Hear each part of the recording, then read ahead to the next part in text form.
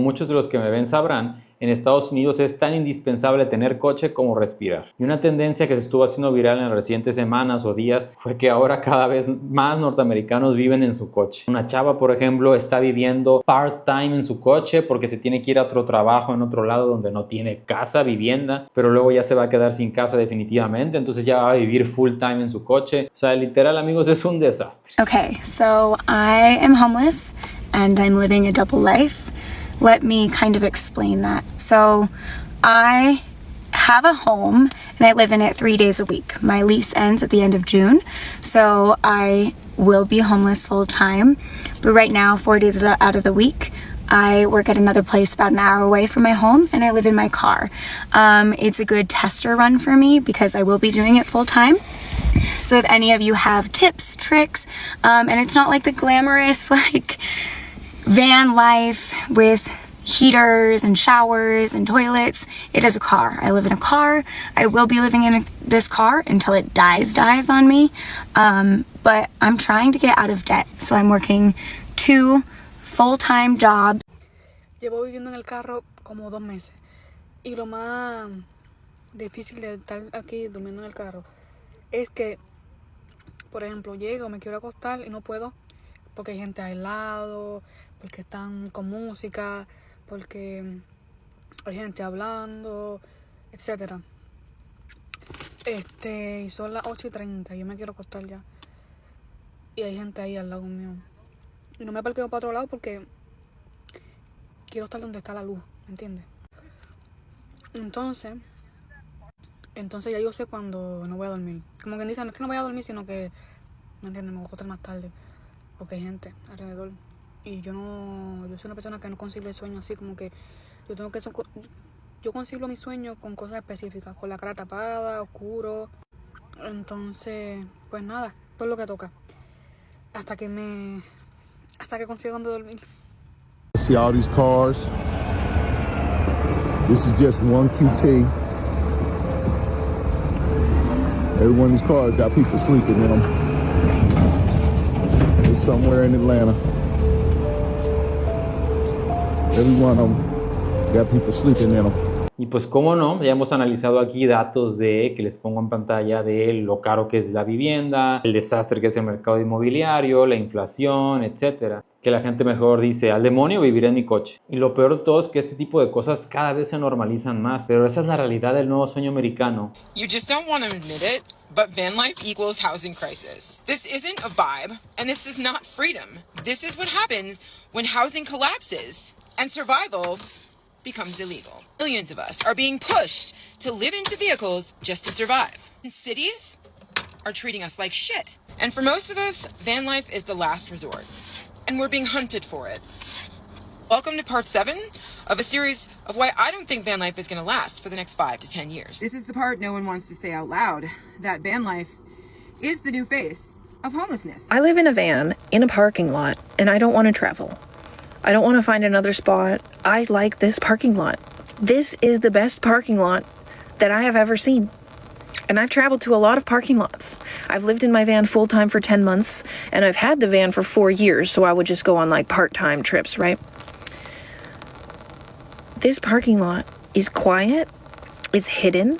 There's great internet service, so I can do all the work I need to do.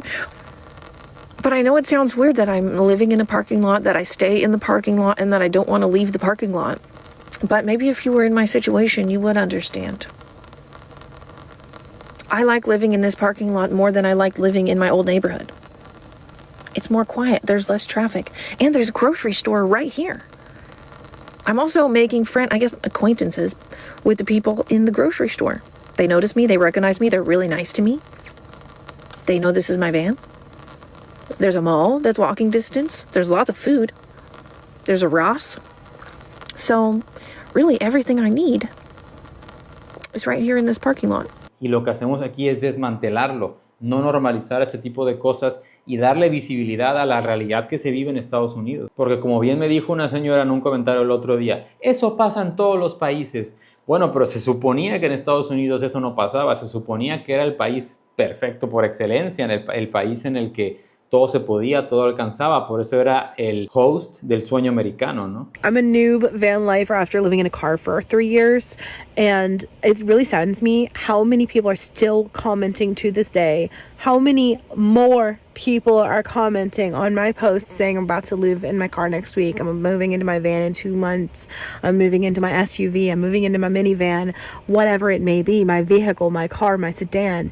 And it's like getting so much worse. And these people are not doing it because they want to. They're doing it because they have to. Even popular creators here on TikTok are moving into their cars because they can't anymore, because it's an easier alternative, because they would rather not feed the beast. They don't want to work 5 jobs for an apartment building that has 1 room. Like, it's gotten insane and out of hand. Getting down into the 30s tonight, and I live in a van with no working heat. And people ask me all the time, Liz, how do you stay warm? Okay, let me tell you, layers, so many layers. I'm wearing 2 pairs of pants. I'm wearing like fleece-lined leggings, sweatpants, sweatshirt, jacket, 2 pairs of socks. Insulate the van. We gotta have all the window covers up. I'm burning some candles to make it nice and cozy. I'm heating up some water to make some apple cider, little packets of that. And honestly, for me, I really feel like just making the environment super cozy makes me feel warmer personally. On top of that, I also have a little heating pad that I plug in and preheat my bed with. Also, hot hands are great. Okay, it's currently 3:44 a.m. I went to sleep at 7 today. It's currently night 4 of sleeping in my car. We're currently at the gas station because I had to go pee, so it's 3:44 a.m. I got up, whatever. Low-key, the only reason that I woke up like 3 times, some random guy parked next to my car and then was throwing up. But obviously, he probably didn't know I was in my car sleeping, but still, that woke me up. And then before that, there was like 4 or 5 different cars that had come in and were like driving around the parking lot to see if they could park there. And they were like blasting their music, so that woke me up as well. Y mi gran objetivo es que este video o estos videos le lleguen a gente que esté pensando que Estados Unidos todavía es aquello que se supone que fue en algún tiempo. Porque tengo amigos conocidos que buscan novio todavía a la vieja escuela para que me lleve del otro lado. Y pues no me pidan mi opinión, yo no se las puedo dar, pero la realidad es que ese país que ellos imaginan ya no existe, y para eso hago este canal, para que la gente tenga más información en español, sea consciente, y si no te desengañas, al menos que la información ya la tengas y te haya llegado. It's Wednesday and I'm almost out of money. I'll get paid again on Monday, but I gotta really be on a tight budget until then. So tonight I went to Meijer and I got everything I got was $5.38. I got some of this ham, $2.71, and it smells really good. I think it's really good, high quality ham. And I picked up one of these French breads, 92 cents. And then I got some cupcakes. They were $1.75. So, and I got some chips and some water left over from a few days ago, so I'm gonna be all right. I'm gonna make it. Just gonna be rough until Monday. Hey, stay strong, my friends. Be resilient. I've been living in my car since early July, and a lot of people have asked me, like, how much money have you saved? You have to be saving a shit ton of money because you're not paying rent. And to be perfectly honest, I have not saved a ton of money. That wasn't the point of this. To limit myself in a different way. You know, when I was renting, all of my money was going to rent. It's not like I wanted to move into my car and then limit myself in the exact same way and put all of that money to save. That was not the purpose here. What I have done is go to the doctor. Like, go to the doctor for anything that I need and pay my co-pays and not worry when insurance doesn't cover it 100%.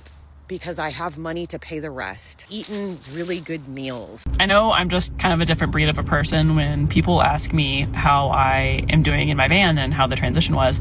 And I literally tell them, like, there's literally no issue. There wasn't really much of a transition. Like I get stuff out of totes. I really don't care. It's like a little cold sometimes, still don't care.